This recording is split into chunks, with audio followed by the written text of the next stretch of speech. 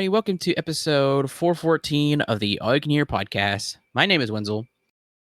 And I'm up. Joining me today is my fellow Hashra.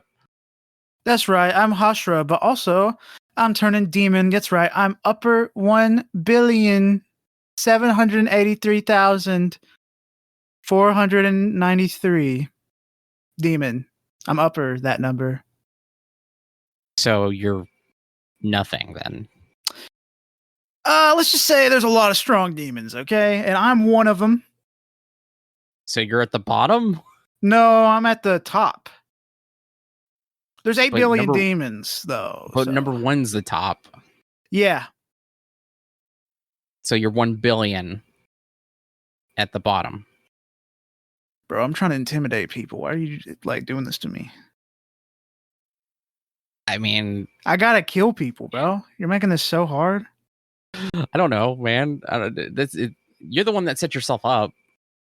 I said you're a Hashra. That's good, but you set yourself up to be terrible. So, dude, I'm a Hashra demon. But you're demon upper 1 billion. Oh my god. Okay.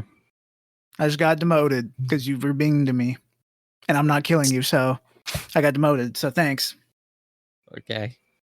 All right. So if you couldn't tell from our witty banter there, we're going to be talking about the first installment of the Infinity Castle arc of Demon Slayer. That's right. Now, this is going to be let's say, 5-year process of reviewing the Infinity Castle arc. Yes. Yep. It's going to be... we'll get through all of them. Because Colt notified me right before we even started recording is that there are whispers at how do you say the animation studio? I say Ufotable, but Ufotable, UFO table. But I don't know. I've never heard anyone else say it. See, I don't know. I didn't realize I've never heard anybody else say it. So Ufotable. There are whispers at Ufotable. We don't know, but there are whispers at Ufotable saying that the second movie will come out 2027, and then the third and final movie will come out 2029, which is insane because this anime started in 2019. It's been 10. It might possibly be 10 years before it ends, and which isn't that insane, obviously, if we're looking at it normally. But then we have to think too. This is the final season, and with this movie and its runtime, we basically got. I just said it. We got 1/3 of the season, and now we won't get the rest of the season for another 4 years. It's a little painful, but you know what? The quality stays the same, it'll be worth it. Yeah, I was telling Cole, I'm like that. With what we saw in that budget must have been insane. So yeah, if it just has that quality, then that's fine. Obviously we're not too upset about it, but yeah. So this is referred to, which I did not know until all of our information, by the way, we are getting from Wikipedia.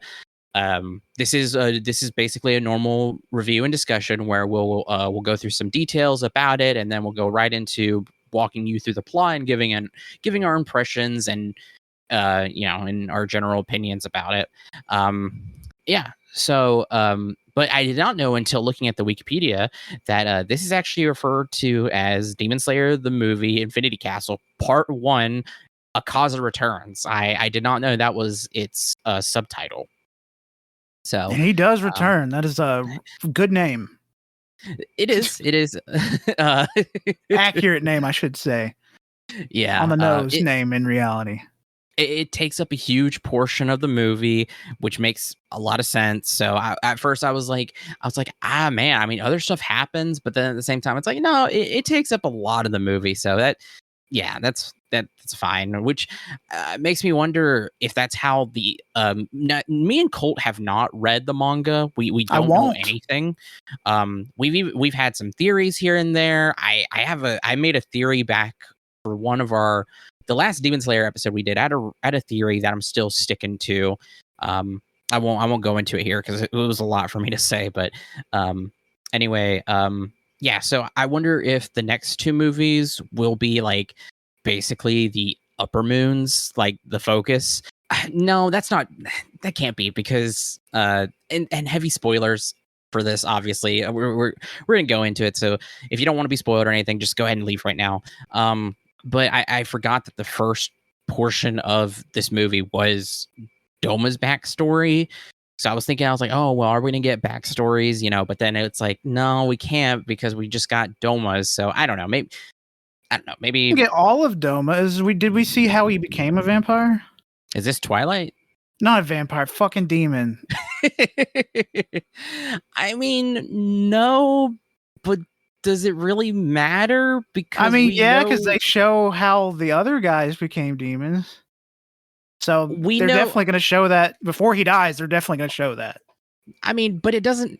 Okay.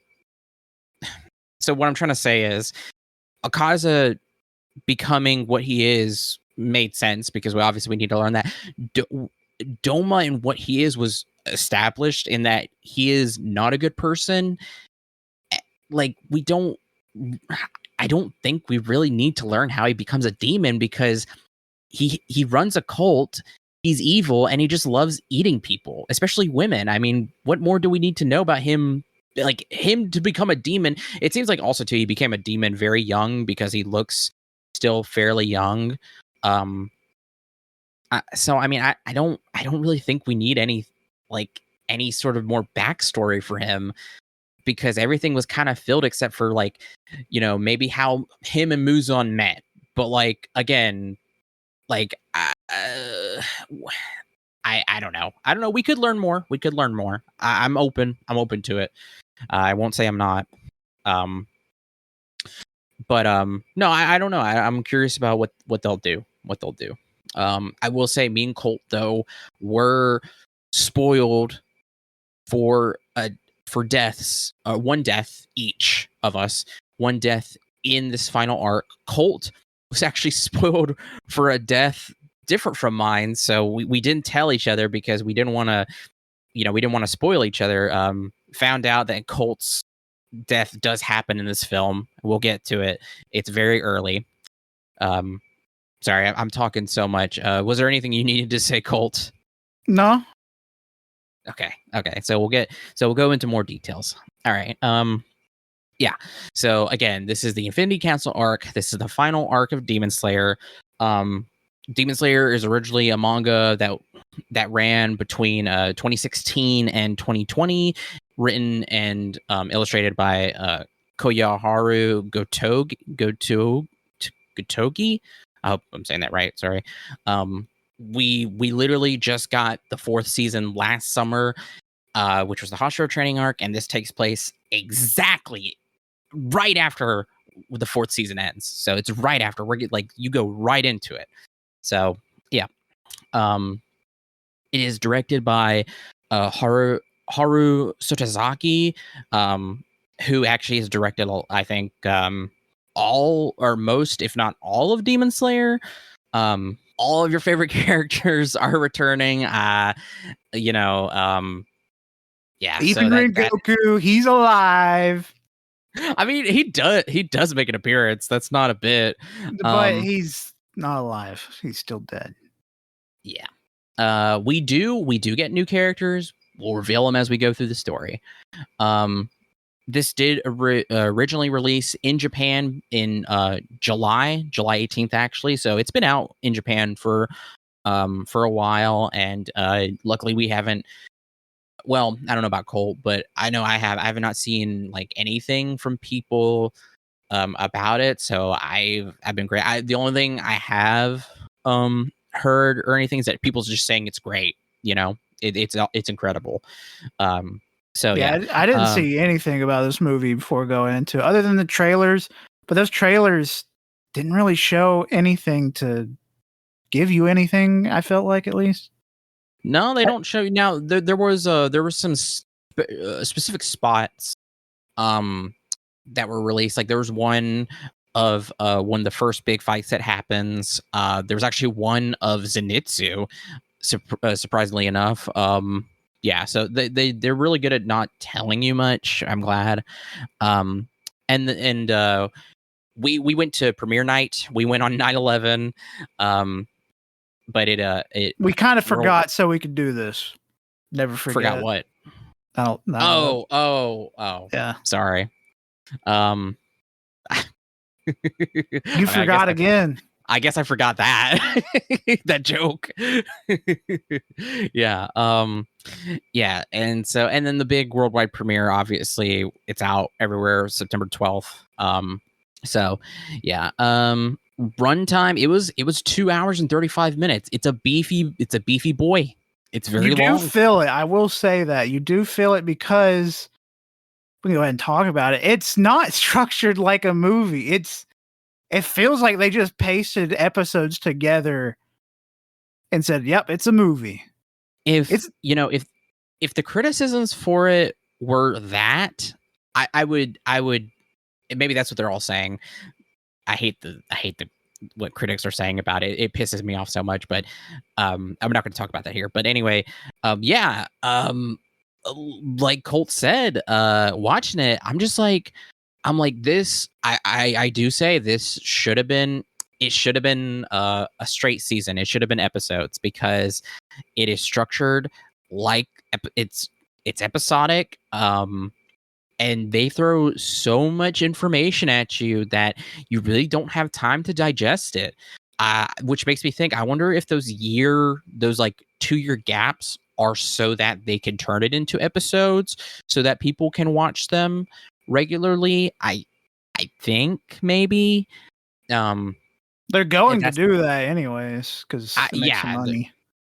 Yeah, but I think that would make a lot of sense to do it in the gap years where there isn't like the next movie out. I think that makes sense so that people who didn't see it or who don't want to consume it that way can have the time to digest it, because like I said, they're throwing so much at you that I'm like, I am probably when it is released like a season, I'm probably going to watch it like that just so I can like absorb it better, because holy shit, they give you so much.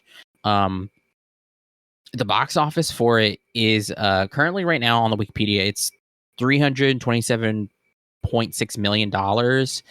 Yeah, it broke several box office records. It became the highest grossing film of 2025 in Japan and the third highest grossing film in the country's history. So yeah, makes sense. Absolutely wild. I also too, our theater was packed, and I forget. Lookout was pretty packed, actually. Look back. Look back. Oh, yeah. But we've watched quite a few like anime films, even ones from franchises, and some of them just have not had people in them. I mean, the My Hero movie. There was us and 2 guys that were barely there because they kept leaving and coming back. Just a couple of dicks. I wonder how it'll be for the Chainsaw Man movie. I feel like Chainsaw Man will get a good crowd. I feel like Chainsaw Man should have a better turnout, but I don't know. People are so weird now. I'm trying to think. We've watched several other like animate flicks like that. Like even then, it's like I remember before the pandemic,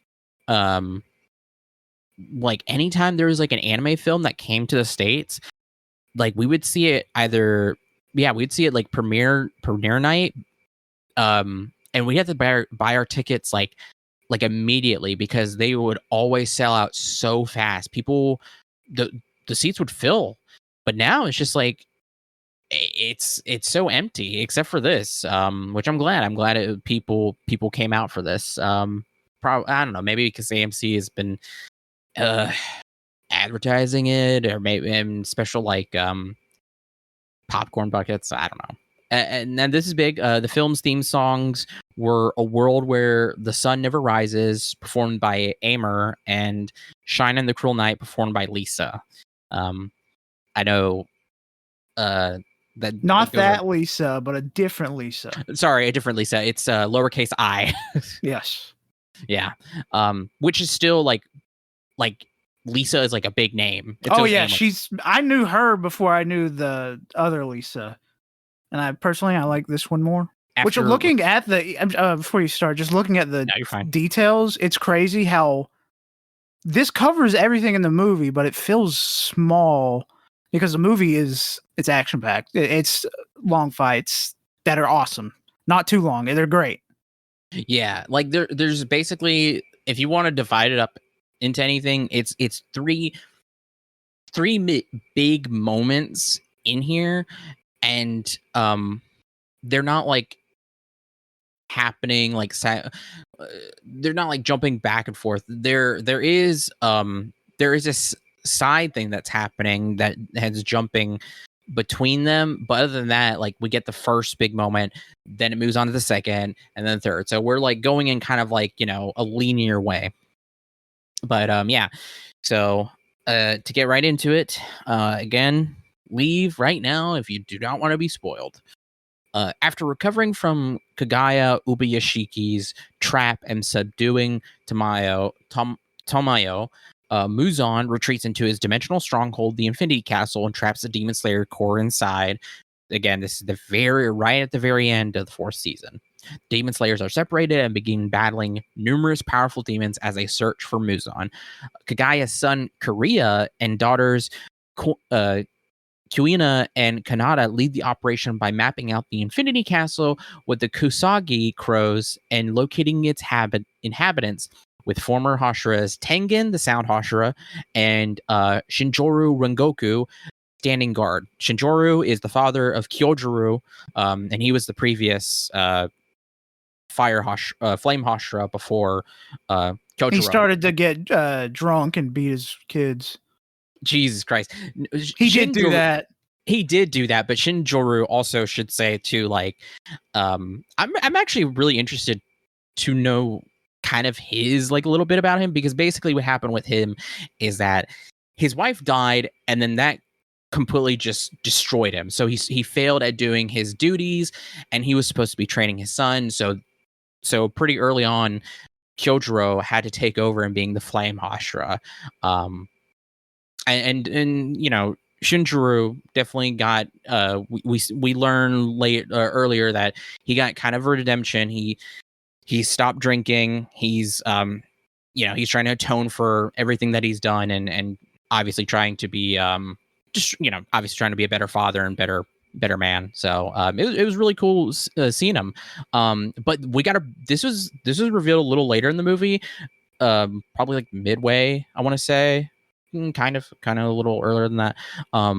We had no idea Kagaya had a son, Kariya. This is like the first we've ever seen of him, and he looks just like his dad.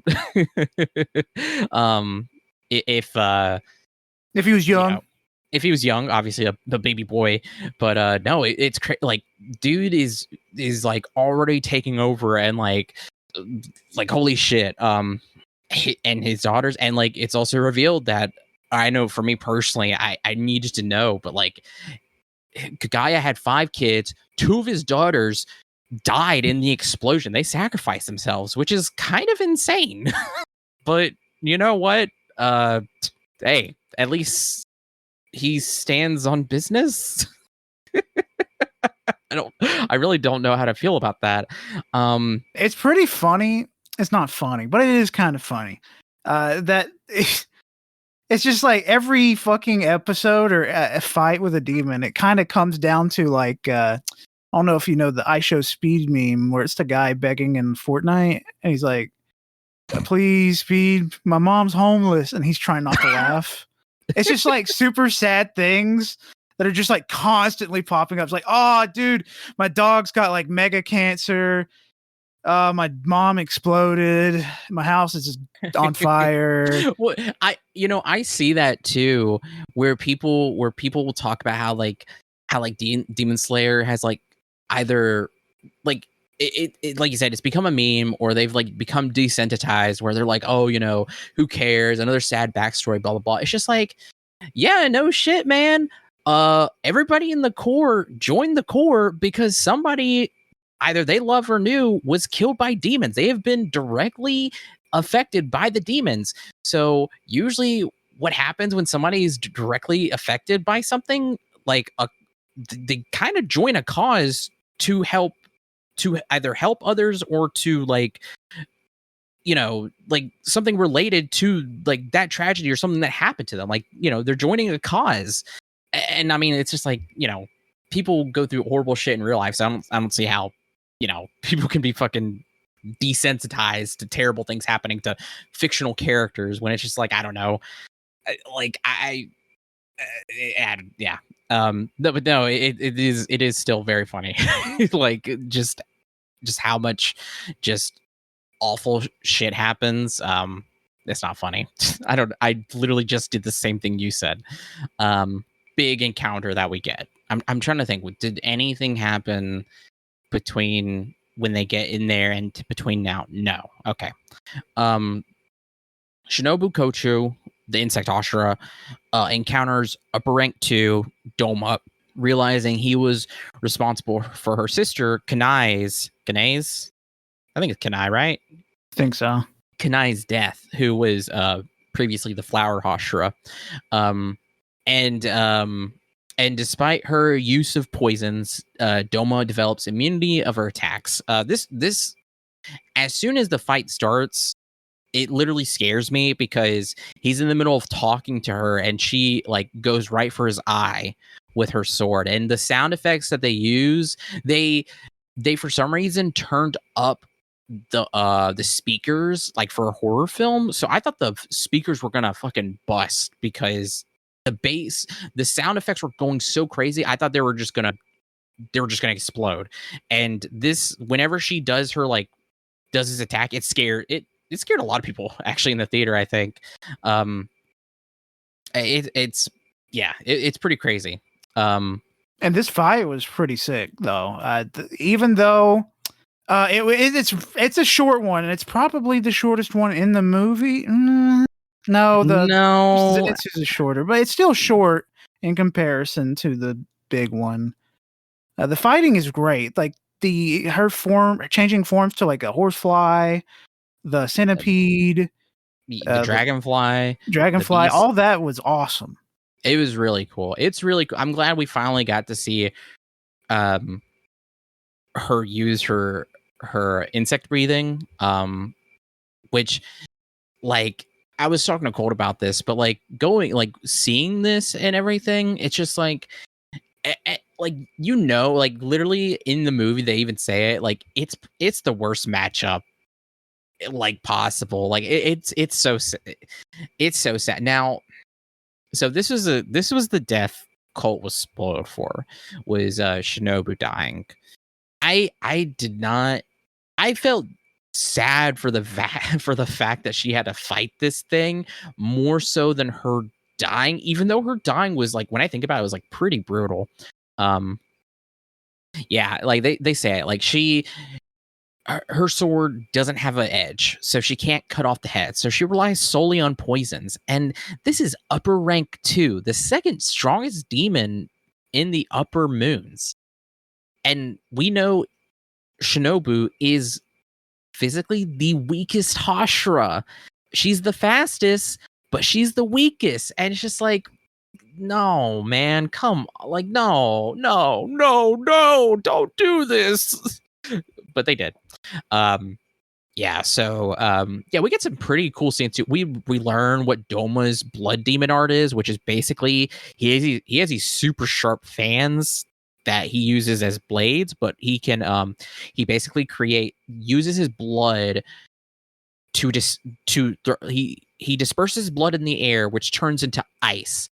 And then he can create like frozen structures or whatever, but like part of what makes it so deadly is that like people like Shinobu, they'll or sorry, like the demon slayers, they use breathing techniques. So when they breathe it in, the ice will shred up their lungs. In her fight, like he even says that your lungs are going to burst. They're going through necrosis.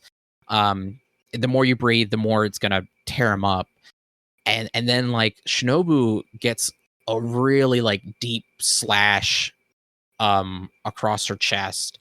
Like she loses a lot of blood. Her one of her lungs is burst. I mean, it's like it that was kind of it. Like if she can pull off one final move, sure, but it's not going to be enough to kill him. And sure enough, I mean, he literally just grabs her and crushes her, and like her neck just kind of, or her head just falls because he crushes her spine. And then not only that, he fucking absorbs her body. Jesus Christ. And it just sucks too, because even her sister, when she was dying, told her like, you're going to die by this demon. That was pretty sad, because, you know, all these demon slayers have been affected by demons.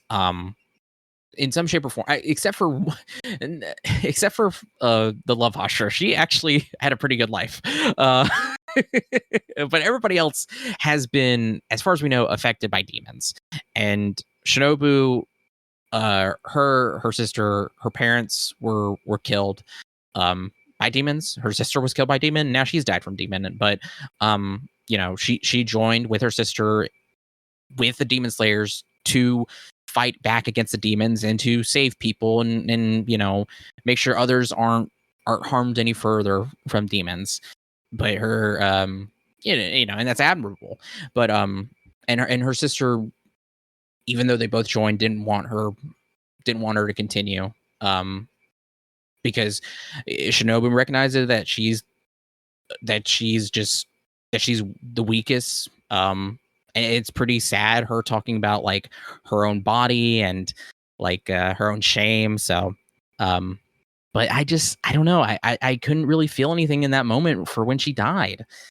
But now that I think about it, though, you know, obviously I'm having getting some emotion stirred now, but at the time I'm just like, damn, that just happened. Like, that's how I felt. Yeah, I mean, I agree. It was very quick.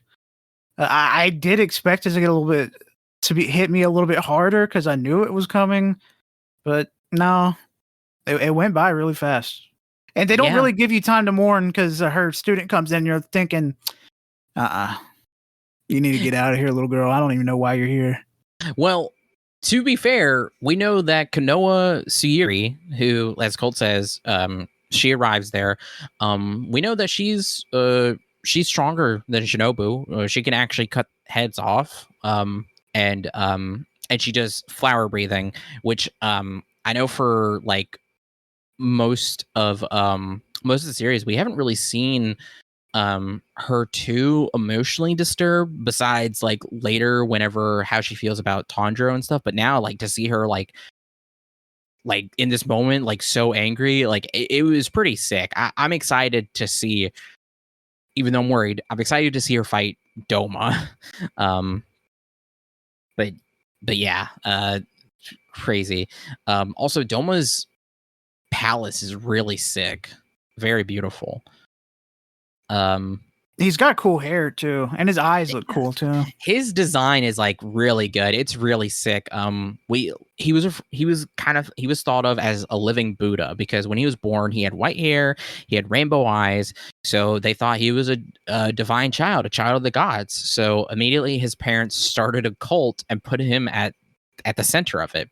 People would come to worship him, to ask him to you know, for blessings and to do the impossible for them. And it was really funny him talking about it, about how he feels sorry for these people, but even as a kid, he was like, don't they know that there's no gods, Buddha, heaven, or hell? There's just nothing when you die.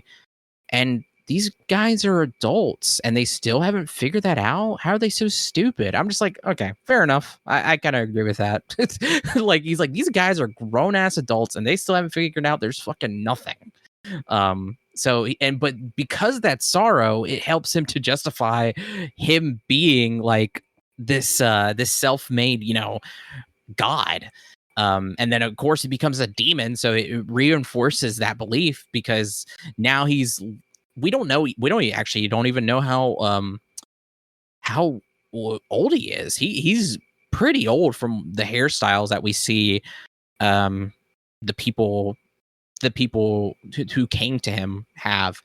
But he's immortal. He has you know, all these powers and stuff. So now he's basically become an actual god.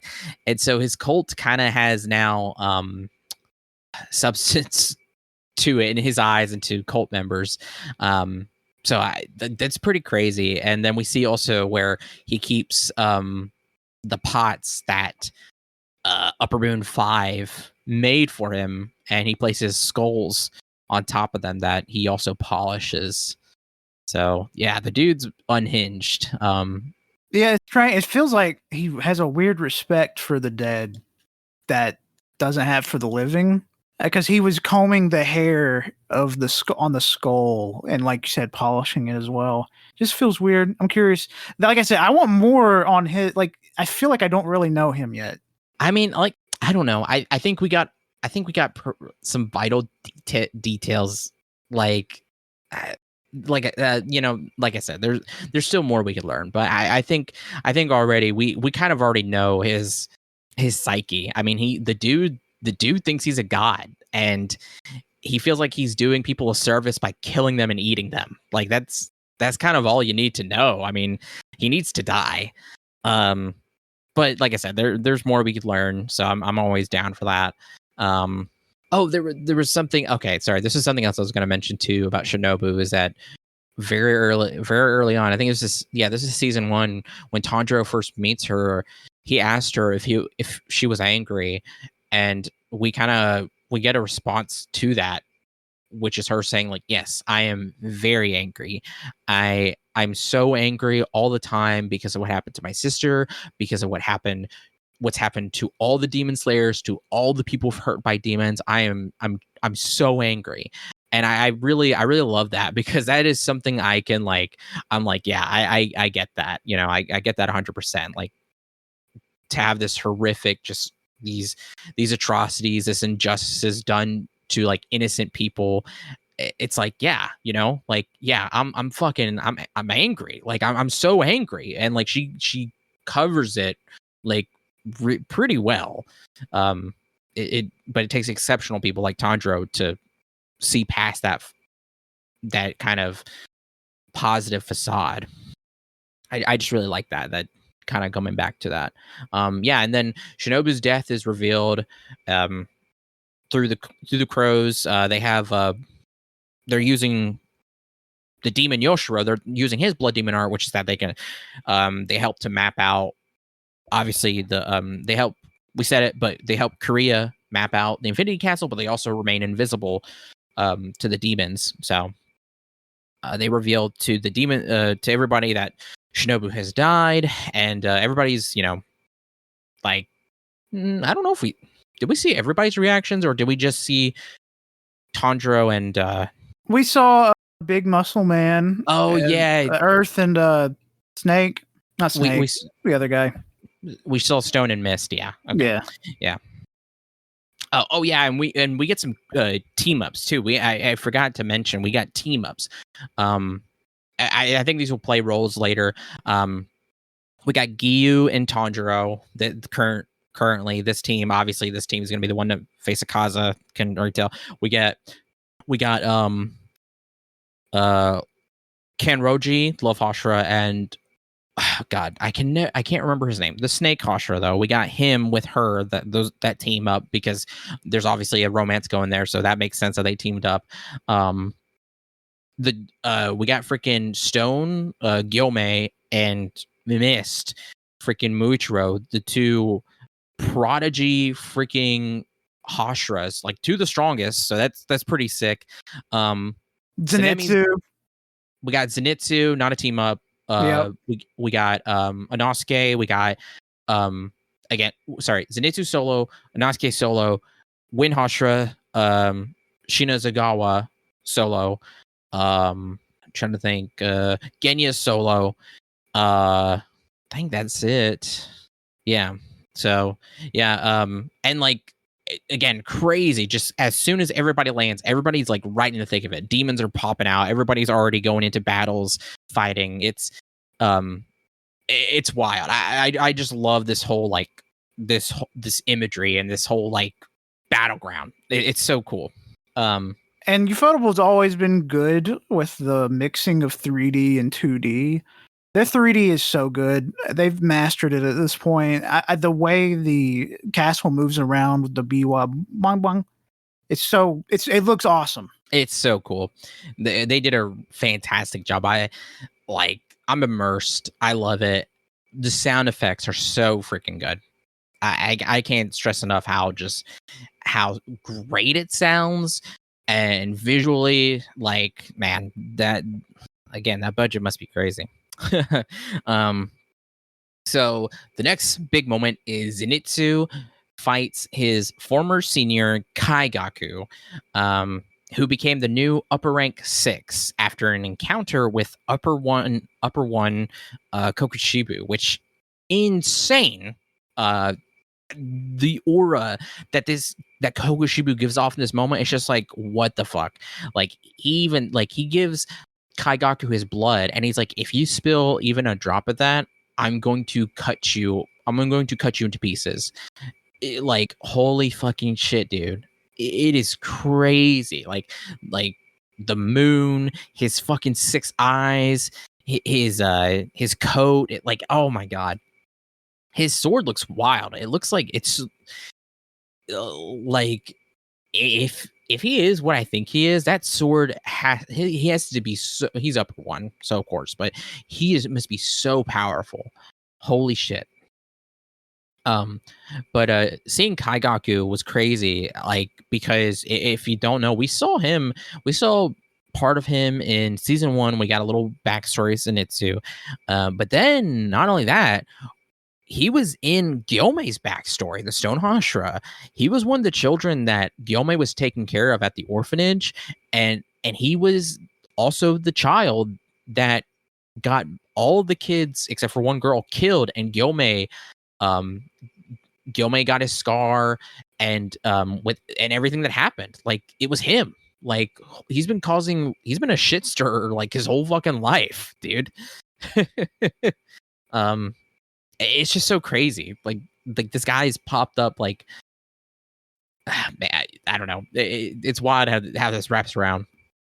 But yeah. So in the last season, we know that something happened with Zenitsu to make him lock the fuck in and not be unconscious anymore, so he doesn't have to go to sleep to fight now. What it and this is it. This is what happened. Basically, he was Zenitsu's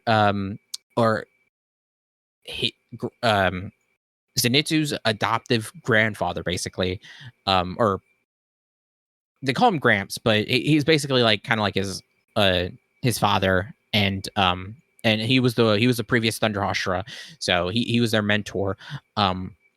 He found out that Kaigaku became a demon, and when he found out, he committed seppuku, but he committed it without another person there, so he basically just bled out and died. Painful. That's why, when you for those who don't know, when you commit seppuku, there's typically a second person there. So the person, when he cuts open his gut, there's a second person to cut his head off. Nobody there, so it took him a while before he died, and he was in a great deal of pain. Zenitsu received a letter about this, and this is what made him so angry. And we get a full on battle between them, where also we get revealed that Zenitsu, we all know that Zenitsu learns the first thunder breathing form, but Kaigaku knows the other there's 6 thunder breathing forms. Kaigaku doesn't know the first form, but he knows all the other ones, which is so funny. But that's why I cannot remember his name. Gramps. That's why he wanted them to be his successors, was because one could make up for the other. That was his dream, and sadly that just didn't work out, because Kaigaku was just angered by the fact that he even considered Zenitsu a successor. It's a whiny little bitch baby, basically, yeah. And but then Zenitsu, he loved Kaigaku. He loved him like a brother. Even when other slayers were saying that Kaigaku's a dick, like acting the way he is, like, he would beat them up. defending for some reason Kaigaku's honor, even though Kaigaku hated Zenitsu in the very end, hated him to the end. And was glad he was about to die with him. Yeah. So what happens is Kaigaku thinks that he's gotten the upper hand on Zenitsu. He unleashes all of his breathing forms. Really sick, by the way. Really cool to see these forms imbued with also demon magic. And so Zenitsu's falling, and when Kaigaku thinks he's won, Zenitsu stops and is charging something up, and you're thinking, oh shit, he's about to do the first form again, it's going to be something crazy or whatever. But no, he's not doing the first form. He is doing his own 7th form that he has created. It is so cool. It is oh god, I should have looked it up. Hold on. Flaming Thunder God. Holy shit, dude. Flaming Thunder God. Dude, it was so cool. Because this is the same guy who could only learn the first move. He could only learn the first form. He mastered it, but then he created his own 7th form. Like I don't know for anybody who like if a Hashira can create their own like breathing style or their own move in a breathing style, like Gyu did that for water breathing. He created the 11th form, Dead Calm, like that. Zenitsu, even though he's only learned the first form, he is a master in my eyes. He has also never broken his sword, which also shows something else too about his skill. Ah, man, so good. He obviously ends the fight right then and there, gets his head off. They're both falling. Kaigaku's like, shit, I didn't lose. He's gonna fucking die with me, stupid bitch. But then Yoshiro comes up and it's just like, yeah, it sucks to die alone, doesn't it? Grabs Zenitsu, peace out, and then leaves. And then Kaigaku just gone, just turns into dust, dies alone. I'm glad he got to see that Zenitsu actually wasn't going to die because he got saved. I'm glad that he finally got that. He got fucked over in the end, truly. Yeah. It was god, so incredible. And then we also see a moment where Zenitsu encounters Gramps in the afterlife. He doesn't die. This is just a brief moment where he's they're each on a different side of the river Sanzu. Is that what that river is? I'm not sure. They're each on the other side of the river. Zenitsu is like begging Gramps for forgiveness, whatever, blah blah blah. And Gramps, we see his face, he's crying, and he says, "Zenitsu, you're my pride and joy." I teared up. I was like, "Oh my god, bruh!" Just for the proof that Kaigaku was a piece of shit. He fucking blood that hated him. like oh my, like dude was such a dick. Oh my god. Also, too, should mention, probably the reason why Kaigaku could not master first form. This was something I learned a while ago, and it didn't occur to me until I saw it. But all the Slayers carry their swords on their sides, as you would any of the katanas or whatever. They carry it on their side. He carries his sword on his back. Probably the reason why he couldn't master the fucking first form was that he could only draw his sword from his back. So instead of drawing it from his side, he couldn't master the very foundation. And also, too, that puts him at a huge disadvantage because drawing from the side like they do is so much quicker than drawing it from the back. I just thought that was just a small detail that I'm like, what the hell? Like, that's cool. And also, too, it's like, no wonder you fucking suck. You need to move your sword, bro. Yeah, but, probably the weakest of. It felt like he was the weakest of the fucking upper because the fight was so quick. It felt like we barely got to see him fight. But he used all his moves, though. Yeah, I will say he also looked cool. I like his design. Yeah. But I should say, he became an Upper Moon very recently. Another little detail, and that you like, I love little details like this. He became Upper Moon recently, because if anyone remembers, he's 6, so like he just replaced Gyotaro, but at the same time, he has not mastered any of his powers or anything, because he became a demon in Upper Moon very recently. So they're very quickly trying to fill those ranks. And yeah, if he had more time to master thunder breathing with his blood demon art, he would have been a much bigger problem. But he's still very strong. I mean, he was strong enough too that they sent they at least recognized they needed to send reinforcements or something. I mean, hell, he got Zenitsu pretty hurt. I mean, Zenitsu, like I said, like he might have, honestly, he's pretty close to Thunder Hashira level if I'm thinking about this right, with his with how well he mastered at least the first form and how well he was with the sword. So, still very powerful.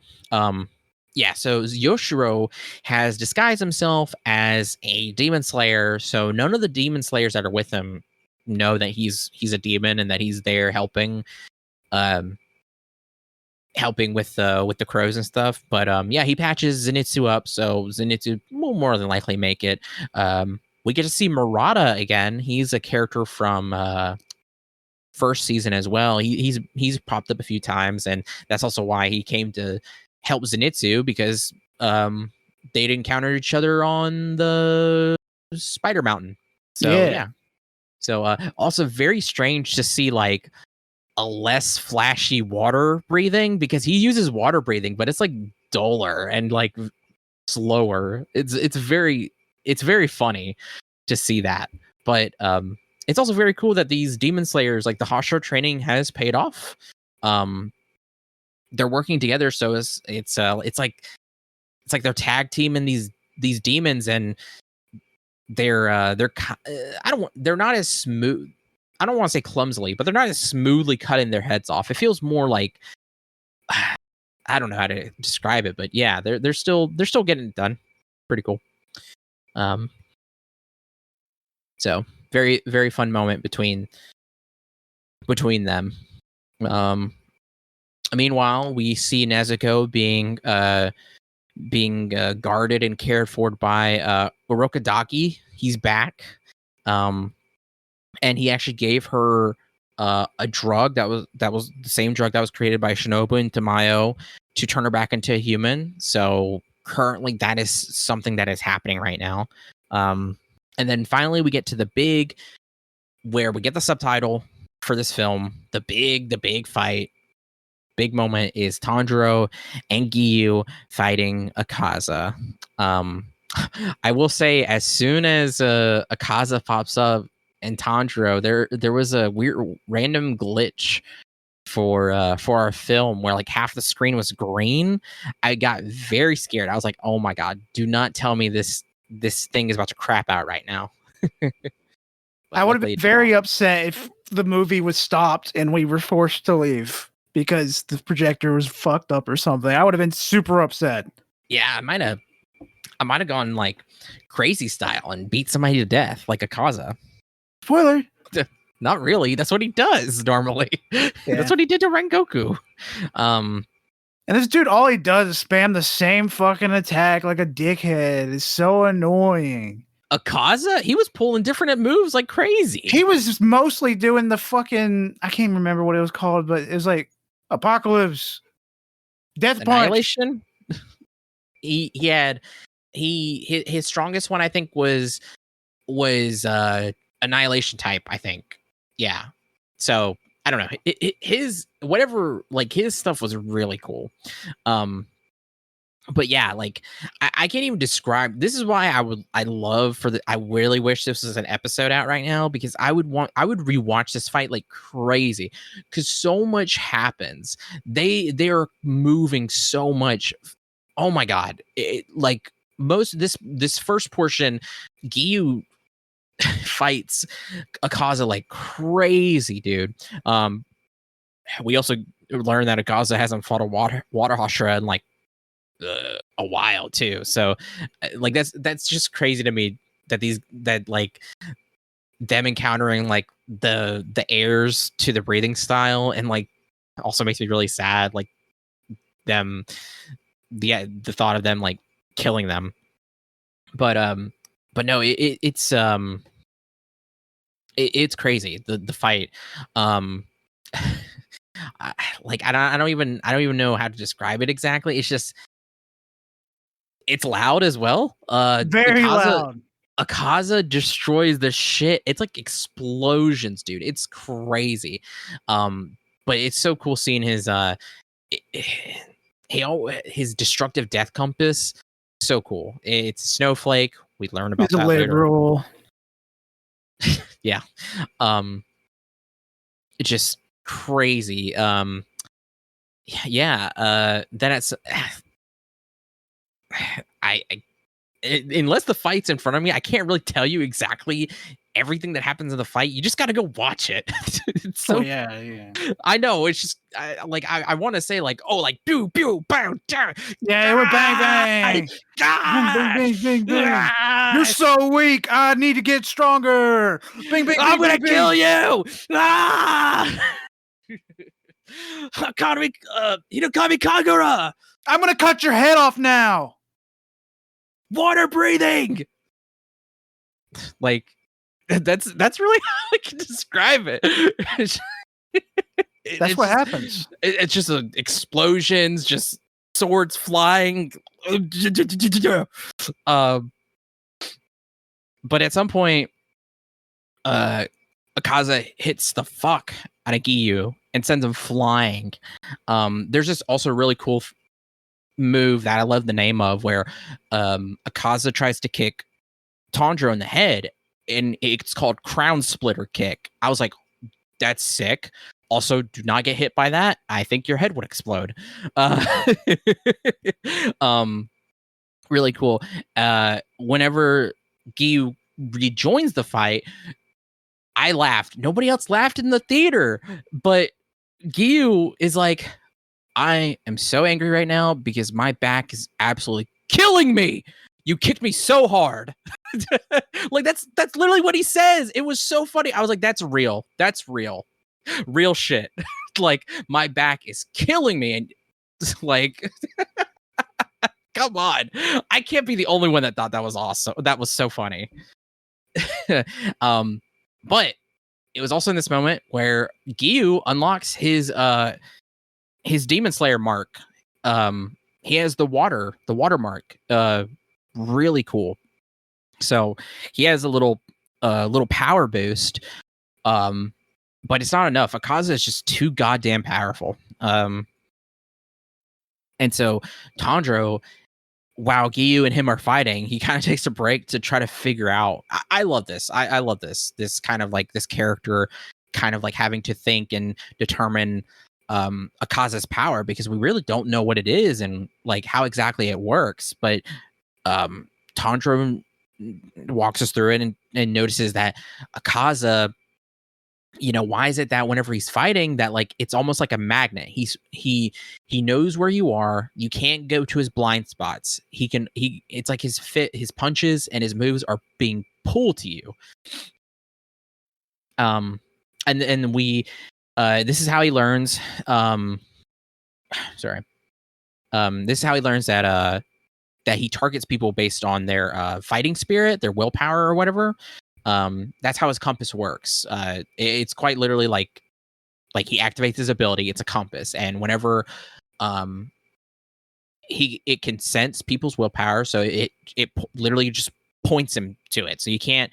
So you try to attack him, you can't surprise him, which like it makes sense now with how these upper moons are working. Like they're putting the Slayers at a huge disadvantage because Akaza, they want to, like, the Slayers are coming in to fight you. So Akaza, his ability is that it can sense that. So that like already Doma's ability will will severely, like, the more you breathe, the more you're killing yourself.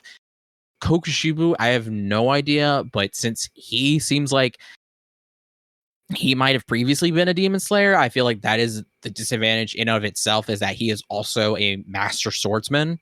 So I really like that, how their abilities are targeting the strengths of the demon slayers, turn them into weaknesses.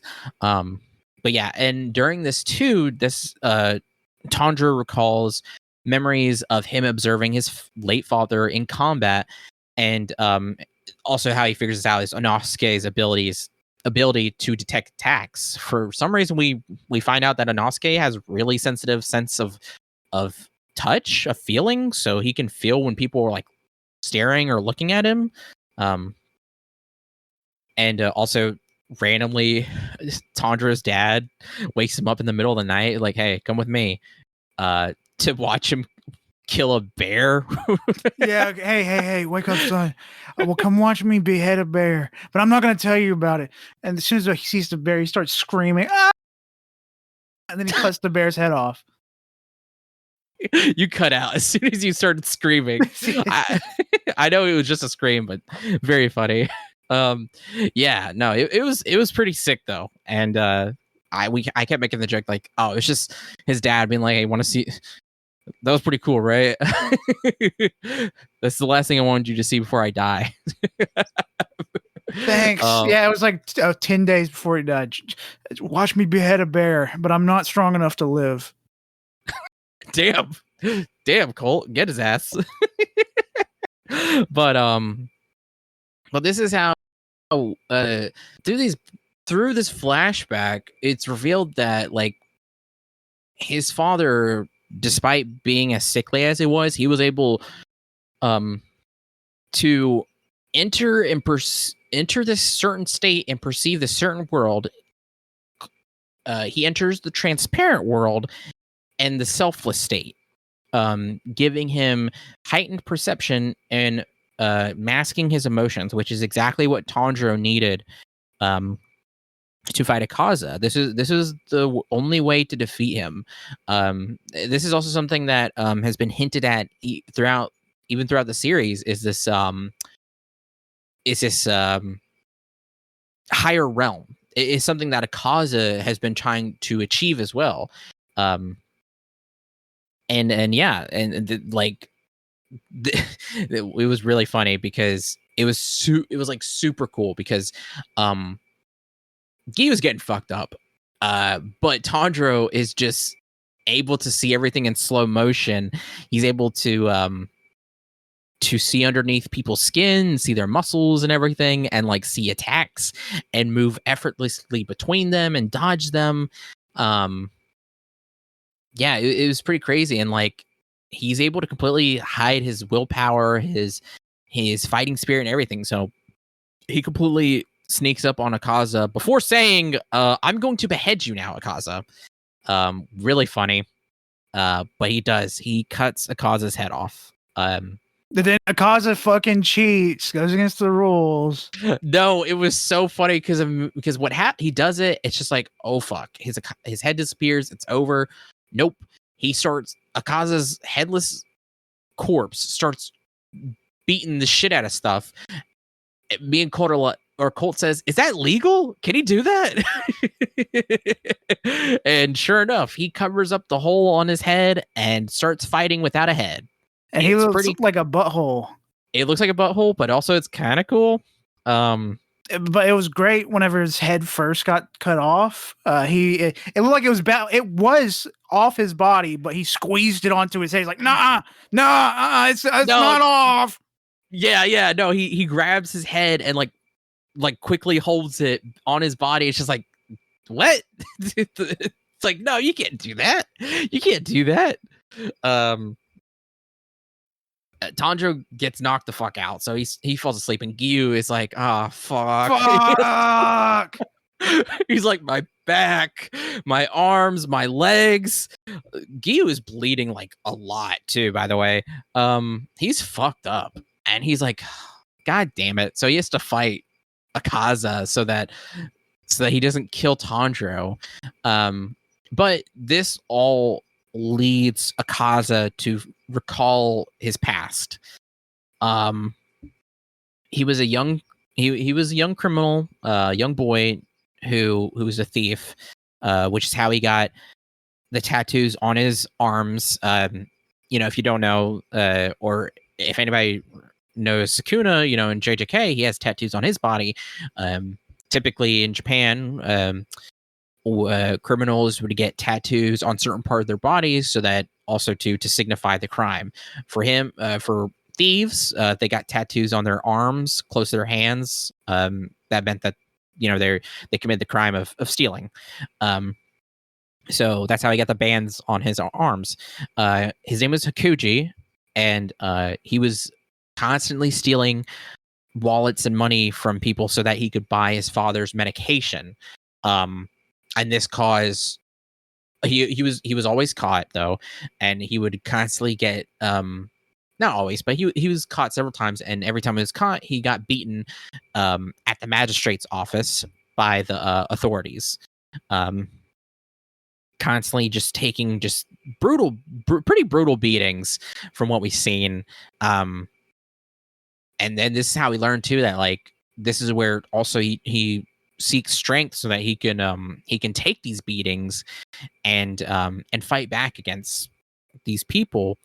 But like he was, and despite this too, it's like we learned that, like, he was very much a different person before he became a demon, because throughout the series, throughout this movie, and throughout whenever he met Rengoku, he talks about how he hates, the weak. People should only seek strength. Only the strong deserve to live. Blah blah blah. But in this, when he's Hakuji, we find out that no, like he wants to be strong. He thinks people should be strong so that they can protect the weak. That especially for people like his father, like especially care for like the sick, and that, like, sickly or weak people, there's nothing wrong with that. There's nothing wrong with being that way. And it's so sad. His father has found out, like, this has been happening, so his father kills himself. I'm so tired of you getting caught. I'm gonna kill myself. He did it so his son doesn't have to get beaten anymore. But I thought it was at first, for some reason in my head, I was like, dude, what the fuck? Why'd you kill yourself? Thank you, Colt, for ruining the moment there. Yeah. So, so he doesn't want his son to have to steal for him. Could have just said that, Colt. Thanks. Yeah, he just, it's not the stealing, it's just that his son was getting beaten because he was stealing. I assume that's why. So he didn't want his son to have to steal money for him to care for him. He didn't want his son to, well, yes, for being beaten, of course, but also to care for him. He, didn't want to be that burden. Didn't want to feel like a burden for him as well. He didn't explicitly say that. Sorry, I'm kind of putting that there. But yeah, he doesn't want him. He doesn't want his son to be beaten because he loves him. Very terrible, terribly sad. And at some point, he just starts beating. I can't remember how many men, but he beats like full-grown men. He was like 10 or 11 or whatever. Oh, he was also referred to as a demon child because of the beatings that he could take. But this is also because of this, he meets. He just happens to meet the owner of a dojo, Kiizu, and he is able to defeat Hakuji, Akaza, and he recruits him to be his sole disciple for his dojo, while also having him take care of his sick daughter, Kyoki.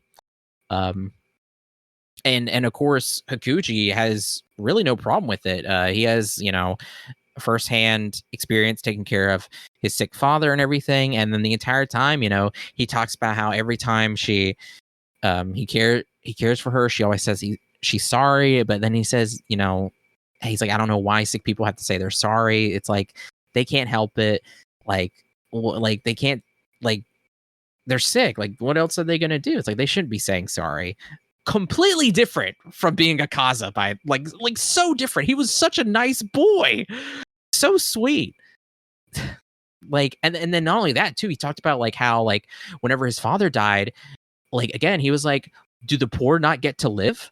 The poor cannot have a life or whatever. It's just like, damn, too. And he's like, my God, like he's he's completely different from what he was, and not only that, he's he's against capitalism. Like, hell yeah. But eventually, over time, he turns 18 and she's 16.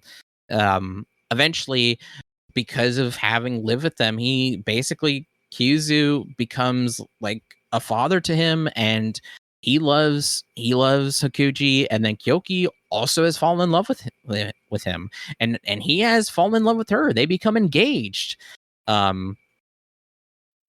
It's so sweet, and he wants Hakuji to take over the dojo, and this isn't like, oh, you know, it's like, oh, I'm gonna mess this all up, so I'm just gonna leave, or I'm gonna fuck it up or anything. No, he like Hakuji's happy. He's just like, hell yeah. So he goes to his father's grave, he cleans it, tells him, you know, that he's gonna live the life that his father wanted for him. He's gonna do great, you know, be good.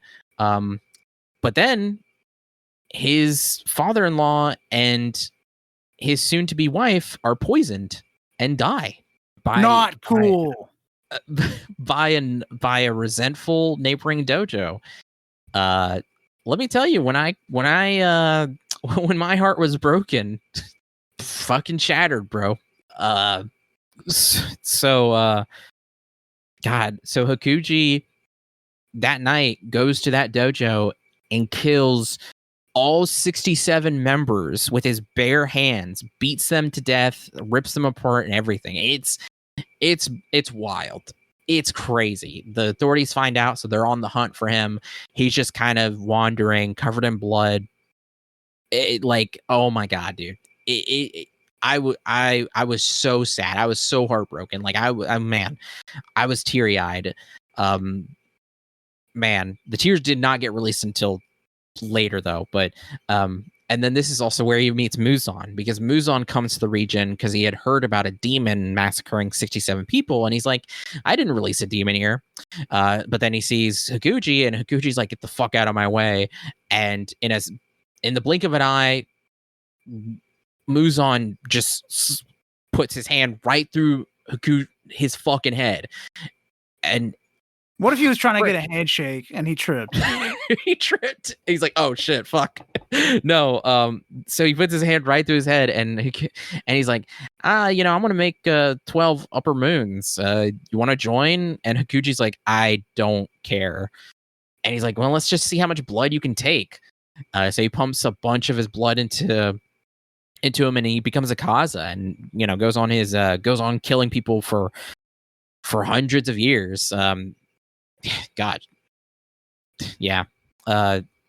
Man, I said this to Colt. I said this in my Letterboxd review. Valid freaking crash out, dude.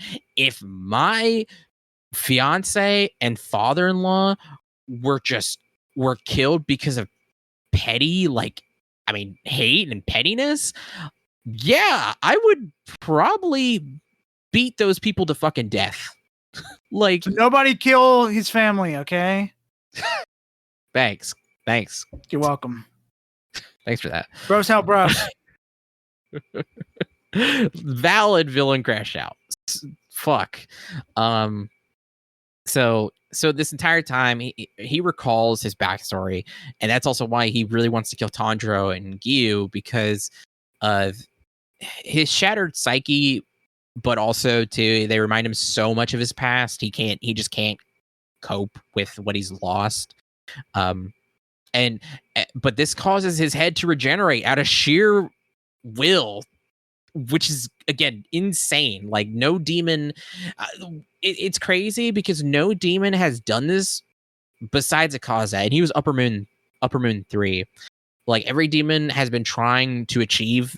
This is something Muzan, or sorry, like this is like besides like the sun of surviving the sunlight, I would say like the fact that he did that is pretty like a pretty big achievement doing that. But there's this really cool moment where in this fight he's about to unleash a super powerful attack. You know, he's gonna destroy Giyu and Tanjiro. Tanjiro grabs Giyu and is like, we gotta go. And whenever he grabs him to cover, he sees Akaza, and Akaza stops and smiles at him. And instead of unleashing his attack at them, he destroys like his head, like parts of his body. It's awesome. It's so brutal. Like you see his organs, his spine, and everything. He like it's so. I didn't realize my mouth was so close to the mic for that. It is so crazy, and it's just like fuck. Like I'm like my eyes are so like these tears need to come out because holy shit. And he's walking, and he's like. His body is trying to regenerate out of pure instinct. He's like, stop regenerating. Like, no. And his mind, like, he's going through like his father-in-law. Muzan comes in to tell him like, no, like you're Akaza. You needed to kill them or whatever. But then it isn't until he sees his late wife, that or you know, late fiance or whatever, that he finally stops and returns back to being Hakuji. And like, oh my god, I was crying. I was like, fuck, like, man, he's able to reconcile with her and everybody. And and so he after this he finally lets go and he turns to dust. He dies, and him and his late fiance, she goes with him to hell. And Tanjiro's like, it's over. And him and Giyu pass out from being so freaking tired. And the crow's like, they killed Upper Moon 3. Holy shit. Which is also, it's crazy because Tanjiro, he's the main guy. He's going to be fighting the main fucking Kokushibo. He's going to have to heal up real fast. No, me and Colt were talking about it, and it's just like Giyu and Tanjiro are like fucked up. And like this is the first movie. Like they're like, and these guys, like, we know that, like, you know, they're pretty realistic about like for the most part about like injuries and stuff like that. Like it's just like Tanjiro can probably he's getting a break right now, so he'll be able to fight. But Giyu, I don't think he can fight, and Giyu seems pretty important. You know, he's a Hashira, but it's just like, damn, dude, his sword broke. Like, oh yeah, his sword broke. Oh my god, I completely forgot about that. His sword fucking broke in the fighting. Jesus Christ. Oh my god. And then also Tanjiro, Akaza grabs his sword, and it's like very funny because Tanjiro's like kicking him. It's like, let it go. It's crazy. It's just like, damn. Oh my god, whenever freaking Tanjiro goes to hit Akaza one more time, he loses his sword. Because he's so tired, he doesn't keep his grip on it, so it just flies out of his hand. Oh my, little details like that are so good. They're funny because they're shocking, but like at the same time, it's just like yeah, little mistakes like that can happen. Oh my god. Yeah, I'm trying to think. Man, before like this is pretty much it. So we see Muzan. He's turning to some. He's trying to turn himself back into a human so that he can get the drug. Or get the drug out of his system. So he's doing like a cocoon shit, but he's like a giant like fleshy mass right now, gestating or whatever. The Biwa lady rearranged the Infinity Castle, which I had just learned she has a name. It's actually Nakime. So, they call her Biwa Lady. She just rearranged it, so now all the maps that the kids were making are fucking useless. But they're diligent and they're focused, so I have faith in them. Yeah, they got their iPads playing their favorite videos, so they can do it. Yes. Kokishibu and Doma sense Akaza's death. And Kokishibu cuts up a bunch of fucking pillars, which again scares me because I'm like, God damn, he's powerful. Doma in the middle of the fight with the flower girl. It's just like, and then we see that she's actually cut up pretty bad. So Jesus Christ. Inosuke is getting led by a crow. He's like, take me to the strongest demon that's nearby, so the crow is taking him to whichever demon that it is. I wonder if it's going to be like just a random, demon, or if it's going to be an upper moon. For the love of God, please don't let, I don't know. Kokishibu scares me. But Doma also does as well. So I don't know. Maybe just lead him to like a tiny little goblin guy. Yeah, like Muzan, he can take him on. That'd be funny though. If the crow was like, okay, here it is. That's how they find Muzan, is because Natsuke wants to fight the strongest demon, so they find Muzan. That'd be insane, actually. That'd be crazy. Yeah, and that's really it. Yeah, everybody, that's the entire movie.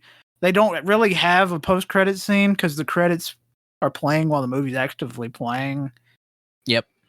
Yeah, it just ends, and you gotta wait for the next fucking movie. 2 years, I'm assuming.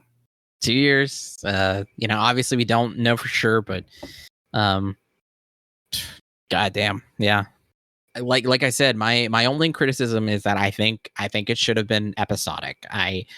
Just so that I could digest it more. But as a movie, it's, I mean, it's cinematic. It's a huge experience and event, so I understand. Yeah, it was great. Animation was incredible. No complaints there. It was awesome. It really, I mean, as Demon Slayer has done with its previous seasons, it has pulled me emotionally. I'm invested in everybody and all these Hashira, in all what's happening. It's really sick. Just this whole like scenario of this all-out battle from sundown to sunrise.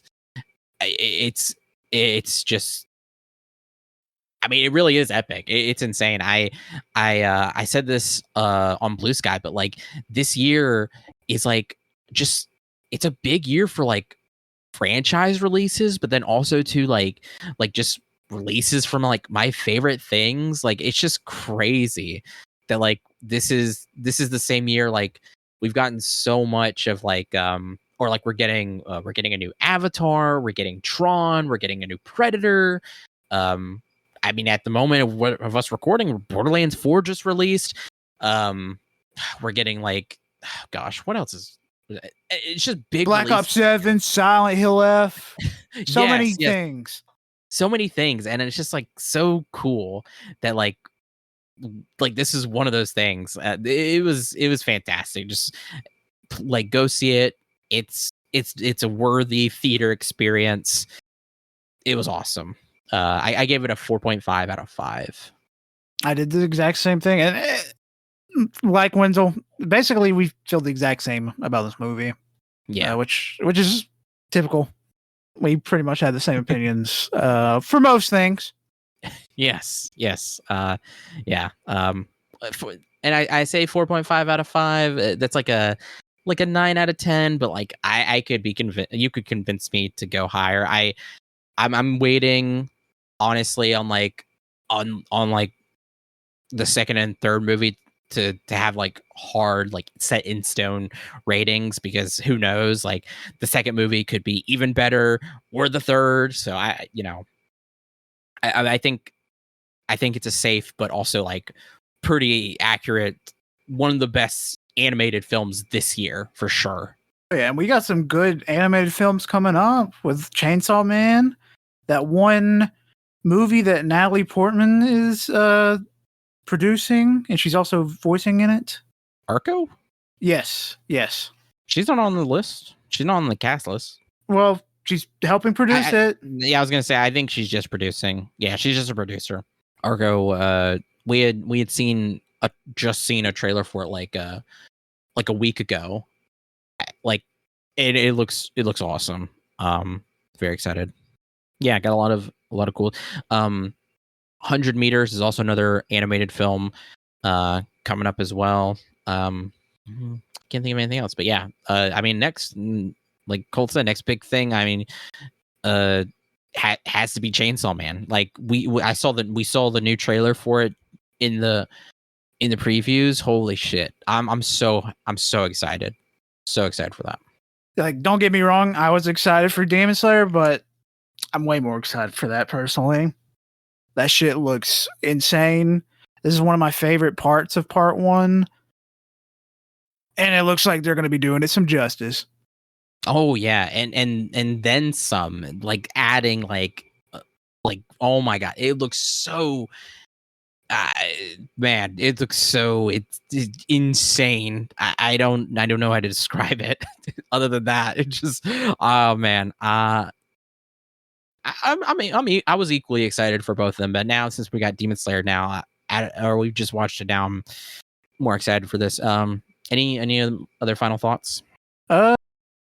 Not really. I'm excited. Just gotta wait. Every single fucking animated thing's gonna be fucking taking forever, it feels like.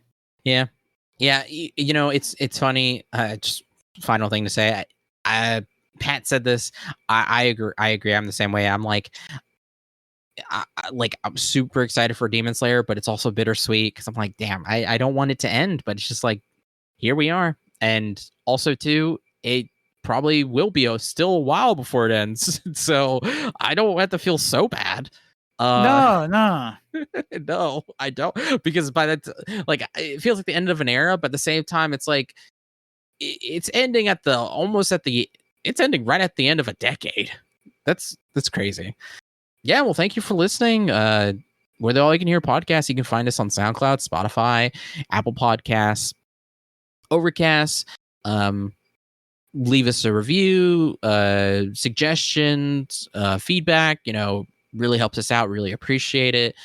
We're on YouTube as All You Can Hear as well, where the VODs from our twitch.tv/AllYouCanHear go from our past streams, along with all of our podcast episodes, including the instruction booklets, episodes, and VODs as well. You can find us on Bluesky at aychpodcast.bsky.social. And lastly, you can follow me, Wenzel, on Bluesky at WorldofWinzy and Wenzel's Essentials. And my link tree has links for everything, including